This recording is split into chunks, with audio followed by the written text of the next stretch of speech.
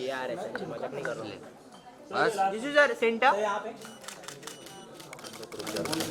यहाँ पे तो ये भी चलो क्या सर यहाँ पे या क्या पे मिलो हो गया तेरा फोटो हो गया टाइमिंग लेना था सर यहाँ पे थैंक यू हाँ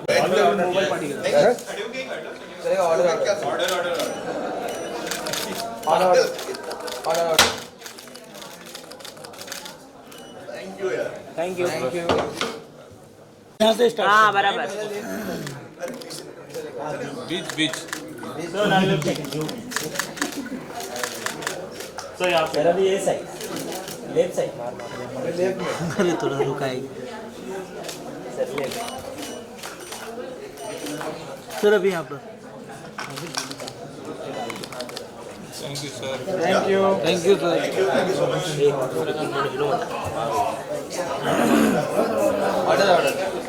अरे यहाँ वहाँ क्या बात है क्या बात है हेलो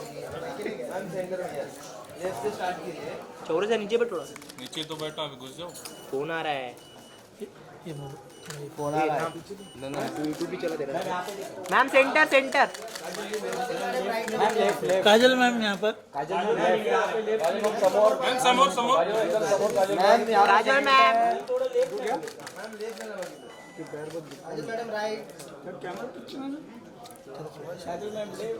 मैम सेंटर फोन आ रहा भाई उनका भाई फोन पीछे करो ना काजल मैम इकडे इकडे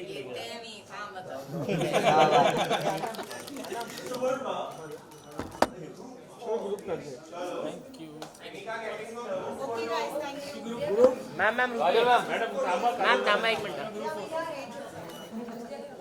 अरे ऑर्डर बाहेर दीजिए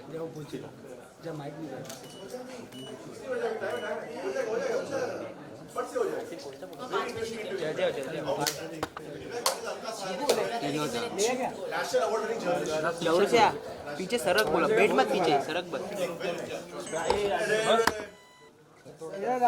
तो रुकना भाई भाई भाई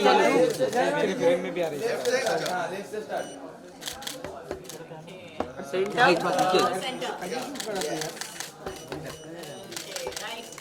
इधर राइट में सेंटर में वापस ले अभी सेंटर में और बाद में लेफ्ट कॉर्नर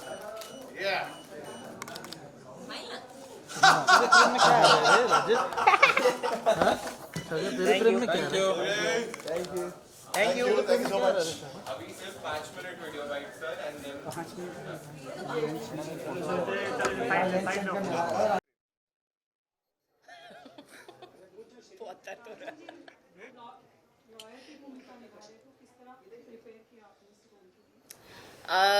इस फिल्म के लिए मुझे इतनी ज़्यादा प्रेपरेशन करने की ज़रूरत नहीं पड़ी क्योंकि जब सुपर ने मुझे स्क्रिप्ट सुनाई तो लिखावट में ही उन्होंने काफ़ी चीज़ें जो थी लिखी हुई थी जो किरदार का एक हिस्सा है किरदार का बोलने का तरीका है वो सब ऑलरेडी लिखा हुआ था and plus we also had Khimani associates हमारे साथ सेट पे थी टू कंसल्ट कि हम सब कुछ सही कर रहे हैं नहीं कर रहे हैं बैठने का तरीका बोलने का तरीका वो सब जो क्या पहनना है क्या नहीं पहनना है what is allowed what isn't allowed तो I think we are almost correct हमने बहुत ज़्यादा सिनेमैटिक लिबर्टी नहीं ली है उसमें एक सेकेंड साइलेंस हाँ आप पूछो थैंक यू बोलो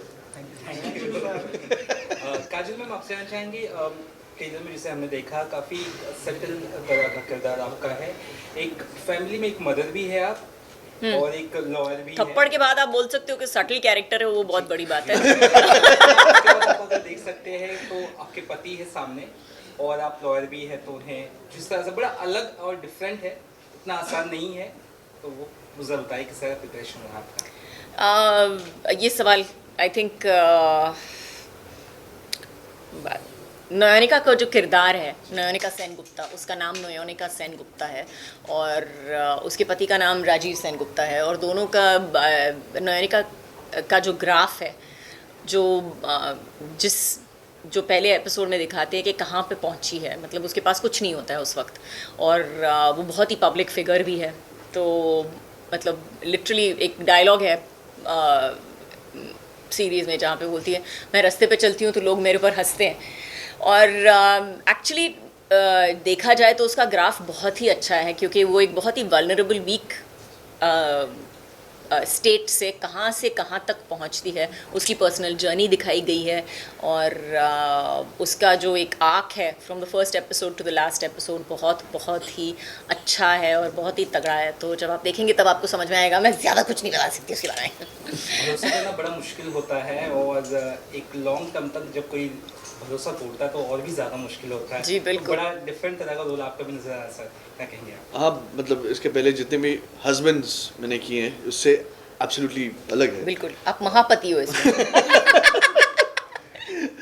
बट यस, बट इस सीरीज में जितने भी किरदार हैं, जितने भी कैरेक्टर्स हैं, अल्टीमेटली सभी, हम लोग बोलते हैं ना ये ब्लैक है, ये वाइट है, ब्लैक एंड वाइट हम लोग बोलते हैं, इसमें सभी ग्रे है at the end of the day because of the choices they make. जो एक लाइफ में हम लोग सबको कुछ ना कुछ चूज करना पड़ता है एक मोड़ पे आके। सो यहाँ पे those choices are very very difficult to make also और हमको करना ही पड़ता है। तो उस हिसाब से इस मतलब सब जो कैरेक्टर्स हैं यहाँ पे आर ग्रे, बट मेरा पहले से ही है, मैं पूरा जो थोड़ा सा काला है लेकिन मैं ठीक है, हल्का काला है। मैं तो हल्का काले की तरफ हूँ, बाकी ग्रे है, योर लिटिल ब्लैक। बट या ये डिफरेंट है। जितने भी पहले किरदार कर चुका हूँ हिंदी में उससे अलग ही है।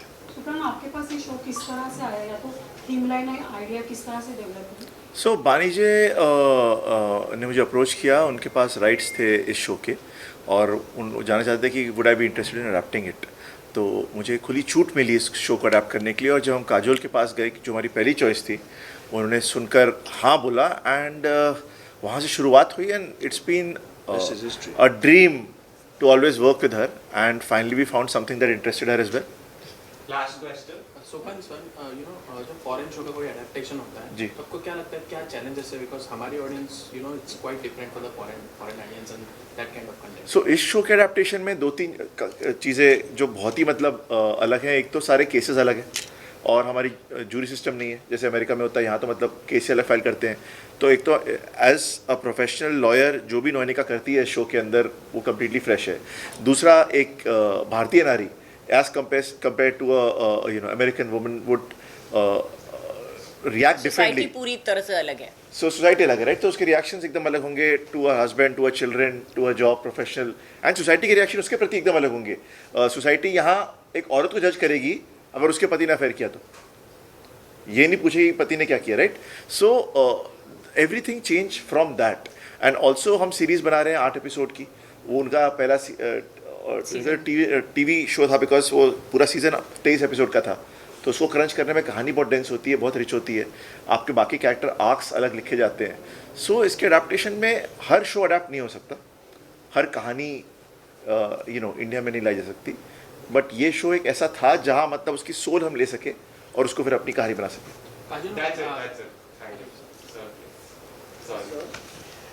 Thank you so much. Thank you so much. हाँ, please 14th of July on Disney Plus Hotstar। The Trial, Pyaar Kaanoon धोखा। बेचारा बोलना जा रहा था।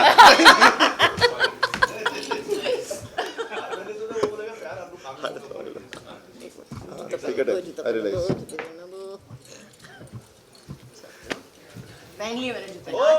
आ जाओ।